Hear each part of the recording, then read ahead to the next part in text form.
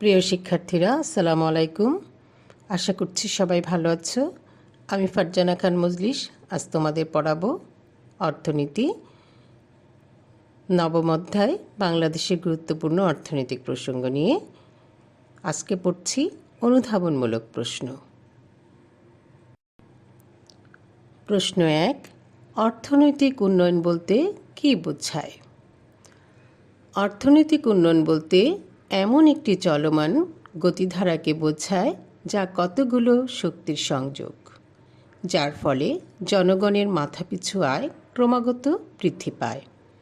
শক্তিসমূহ হচ্ছে উৎপাদন, জাতীয় আয়, ভোগ, বিনিয়োগ, নিয়োগ, জীবনযাত্রার মান বৃদ্ধি প্রভৃতি।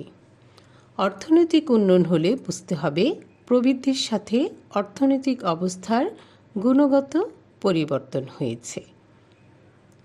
প্রশ্ন 2, অনুন্নত দেশে উন্নয়নের গতি মন্থর কেন? অনুন্নত দেশে কম উৎপাদনের ফলে আয় কম হয়, আয় কম হলে সঞ্চয় কম হয়, সঞ্চয় কম হয় বিনিয়োগও কম হয়, মূলধনও কম হয়, এর ফলে উৎপাদনও কম হয়। এই অবস্থাকে দারিদ্র্যের দুষ্টচক্র বলে। অনুন্নত দেশে এই চক্র বিরাজমান থাকায় উন্নয়নের গতি মন্থর থাকে। প্রশ্ন 3, ছদ্ম বেকারত্ব বলতে কী বোঝায়? প্রান্তিক উৎপাদনশীলতা শূন্য বিশিষ্ট লোককে ছদ্মবেশী বা প্রচ্ছন্ন বেকারত্ব বলে। যেমন ধরা যাক, একজন কৃষক তার 2 বিঘা জমিতে একাই চাষাবাদ করে এবং নির্দিষ্ট পরিমাণ ফসল উৎপাদন করে। এখন যদি তার 2 ছেলে বাবার সঙ্গে কাজে নিযুক্ত হয় এবং উৎপাদন যদি আগের মতোই থাকে, তবে 2 ছেলের প্রান্তিক উৎপাদন শূন্য। এখানে অতিরিক্ত 2 জন শ্রমিক হচ্ছেন ছদ্মবেশী বেকার। তাহলে ছদ্মবেশী বেকারত্ব হচ্ছে সেই অবস্থা যেখানে শ্রমিক আপাত দৃষ্টিতে কাজ করছে বলে মনে হয়, কিন্তু প্রকৃতপক্ষে তার প্রান্তিক উৎপাদনশীলতা শূন্য। প্রশ্ন 4, দারিদ্র্যের দুষ্টচক্র বলতে কী বোঝায়? অধ্যাপক র্যাগনার নাক্স কর্তৃক প্রবর্তিত দারিদ্র্যের কারণসমূহের আন্তঃসম্পর্ক বিষয়ক চক্রকে দারিদ্র্যের দুষ্টচক্র বলে। তার মতে, একটি দেশ গরিব কারণ সে দেশটি দরিদ্র। কম উৎপাদন, কম আয়, চাহিদা ও সঞ্চয় কম, ফলে বিনিয়োগ ও মূলধন কম হয়। এই কম মূলধন আবার কম উৎপাদনের জন্য দায়ী। এভাবে একটি চক্রাকারে কম বিষয়গুলোর কারণে দেশটি দরিদ্র রয়ে যায়। প্রশ্ন 5, বাংলাদেশকে উন্নয়নশীল দেশ বলা হয় কেন? ব্যাখ্যা করো। যেসব দেশের মাথাপিছু প্রকৃত আয় উন্নত দেশের তুলনায় কম, কিন্তু উন্নয়নের সূচকগুলোর ইতিবাচক পরিবর্তন ঘটেছে, তাকে উন্নয়নশীল দেশ বলে। এসব দেশের মাথাপিছু আয় বর্ধনশীল এবং জীবনযাত্রার মান ক্রমেই বাড়ছে। এরা নিম্ন আয় থেকে মধ্যম আয় এবং মধ্যম আয় থেকে উচ্চ আয়ের দিকে অগ্রসর হচ্ছে। বাংলাদেশের ক্ষেত্রে এসব বৈশিষ্ট্য বিদ্যমান, তাই বাংলাদেশকে উন্নয়নশীল দেশ বলা হয়। প্রশ্ন 6, প্রশিক্ষণ ও মানুষের গুণগত মানের মধ্যে সম্পর্ক কী? প্রশিক্ষণ ও মানুষের গুণগত মানের মধ্যে প্রত্যক্ষ সম্পর্ক বিদ্যমান। প্রশিক্ষণবিহীন শিক্ষিত মানুষের গুণগত মান উন্নয়ন সম্ভব নয়। প্রশিক্ষিত শ্রমশক্তিকে অধিক উন্নত প্রযুক্তিগত কর্মে প্রয়োগ করলে তা থেকে প্রাপ্তি অনেক বেশি হয়। অর্থাৎ প্রশিক্ষণ মানুষের গুণগত মান বৃদ্ধি করে। তাই বলা যায়, প্রশিক্ষণের সাথে মানুষের গুণগত মানের মধ্যে প্রত্যক্ষ সম্পর্ক বিদ্যমান। প্রশ্ন 7, সাময়িক বেকারত্ব বলতে কী বোঝায়? পেশা পরিবর্তনের সময়ে যে বেকারত্ব তৈরি হয় তাকে সাময়িক বেকারত্ব বলা হয়। যেমন একজন গার্মেন্টস শ্রমিক পেশা পরিবর্তন করে ব্যবসায় আত্মনিয়োগ করে। এ সময় যে কয়দিন সে কর্মহীন থাকে এই সময়কালটা সাময়িক বেকারত্ব বলে গণ্য হয়। আমাদের দেশে এ ধরনের বেকারত্ব লক্ষ্য করা যায়। প্রশ্ন ৮, দারিদ্র্য বিমোচনে আইসিটির ভূমিকা ব্যাখ্যা করো। তথ্য ও যোগাযোগ প্রযুক্তির ব্যবহার করে বাংলাদেশের সকল মানুষের জীবন সহজ, সুন্দর ও আনন্দময় করে গড়ে তোলার লক্ষ্যে সরকার কাজ করে যাচ্ছে। বেকার যুবক যুবতীদের আইসিটি প্রশিক্ষণের মাধ্যমে কর্মসংস্থান সৃষ্টি করে দারিদ্র্য দূরীকরণের পদক্ষেপ নেওয়া হয়েছে। বাংলাদেশে এখন কর্মক্ষেত্রে আইসিটির বহুমুখী প্রভাব ও ব্যবহার লক্ষ্য করা যায়।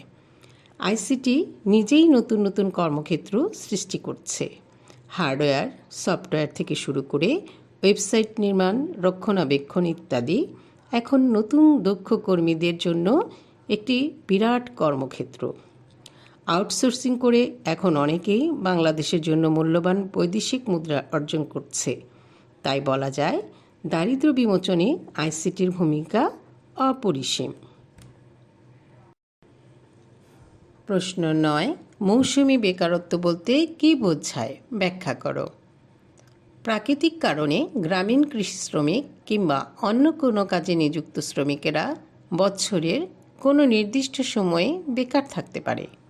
যেমন ফসল বপন বা কর্তনের সময় ব্যতীত কৃষি শ্রমিকের অন্য কোনো কাজ থাকে না বলে তারা বেকার থাকে।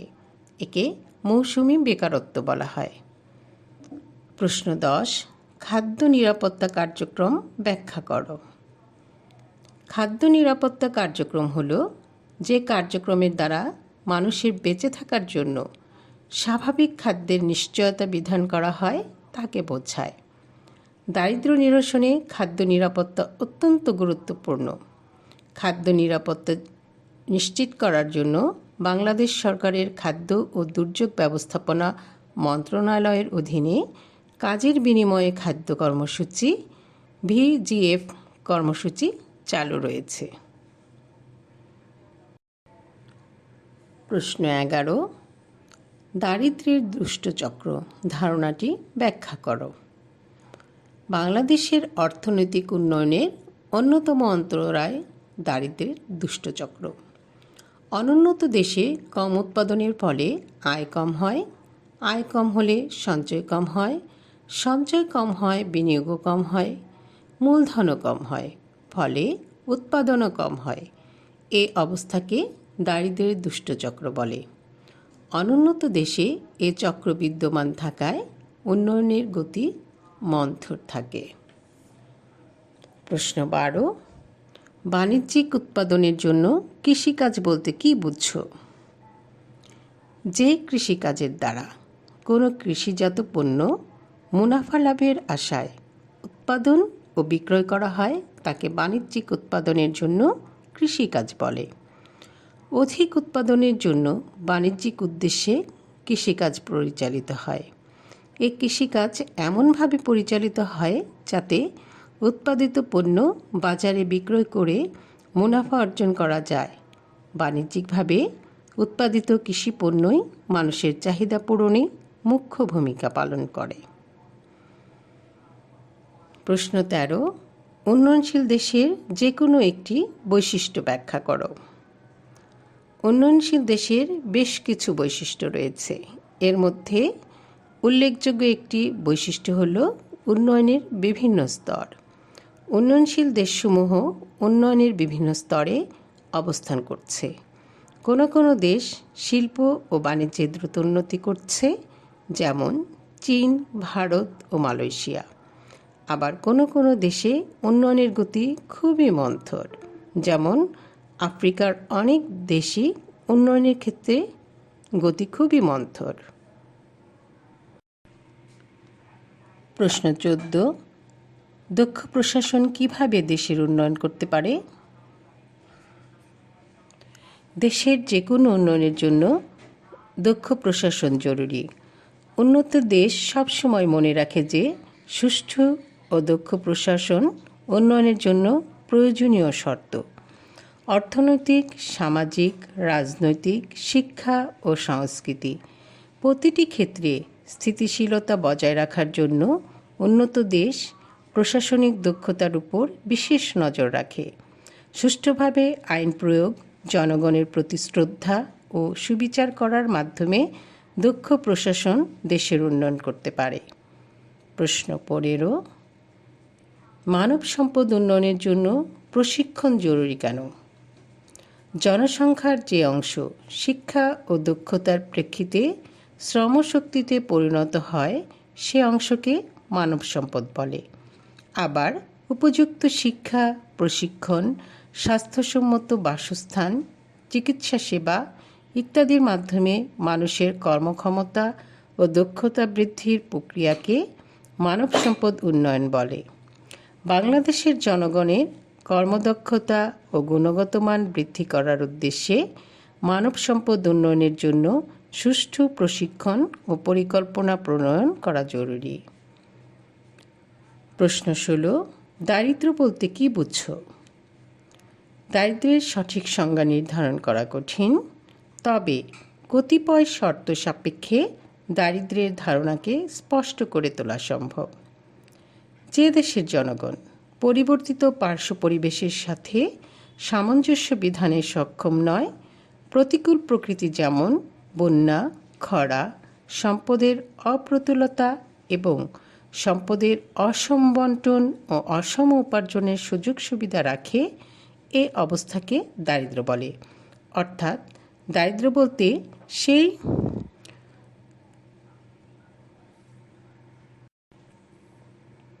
অবস্থাকে বোঝায় যে অবস্থায় জনগণ পরিবর্তিত পার্শ্ব পরিবেশের সাথে সামঞ্জস্য বিধানে সমর্থ হয় না এবং সর্বত্র প্রতিকূল প্রকৃতি যেমন বন্যা, খরা ইত্যাদি এবং অপ্রতুল সম্পদের অসম বণ্টন এবং অসম উপার্জনের সুযোগ বিদ্যমান থাকে।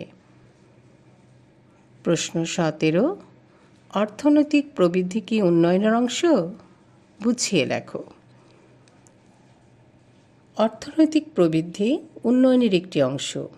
অর্থনৈতিক প্রবৃদ্ধির জন্য মোট জাতীয় আয় বৃদ্ধি যথেষ্ট। আর অর্থনৈতিক উন্নয়ন হলে বুঝতে হবে প্রবৃদ্ধির সাথে সাথে অবস্থার গুণগত পরিবর্তন হয়েছে। তাই বলা যায় অর্থনৈতিক উন্নয়ন অর্থনৈতিক প্রবৃদ্ধি যোগ অর্থনীতির গুণগত পরিবর্তন। প্রশ্ন 18, ব্র্যাকের উদ্দেশ্য বর্ণনা করো।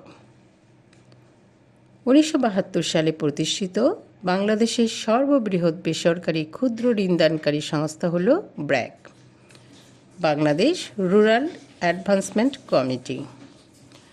দরিদ্র মানুষের ক্ষমতায়নের জন্য, বিশেষত মহিলা ও মেয়েদের জন্য সংস্থাটি দেশের 70,000 গ্রাম এবং 2,000 বস্তিতে কাজ করে থাকে। সংস্থাটি ঋণদান কর্মসূচি ছাড়াও বিভিন্ন কর্মসূচির মাধ্যমে দারিদ্র্য বিমোচন, অতি দরিদ্র, চরবাসী, স্বাস্থ্য, শিক্ষা ও সামাজিক উন্নয়ন কাজ করে থাকে। ক্ষুদ্র ঋণের সুবিধাভোগী